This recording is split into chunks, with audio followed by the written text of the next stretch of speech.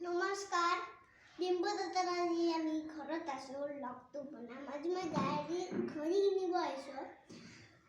घरतून दा मग टिकेटर घरी किनेसू कुंटुला कुंटून नराव आज इथे आम्ही प्रास्तू देखाम একটু উঠি কেনে দেখাম সব এসো এটা সব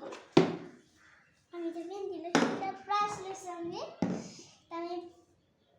প্রাইস লেসু এসো মই ঘড়ি লেসে না এটা এসো ঘড়ি লেসো দেবতার লক্ষ্য করে নমস্কার লাইকটা জানান করবা তারপর আমি এসো এসো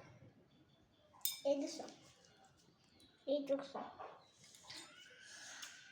नमस्कार डिंबदत्ताला लागतो अशा वेळेस त्या गाडीला होय गोल घरी गेला होय गोल इथं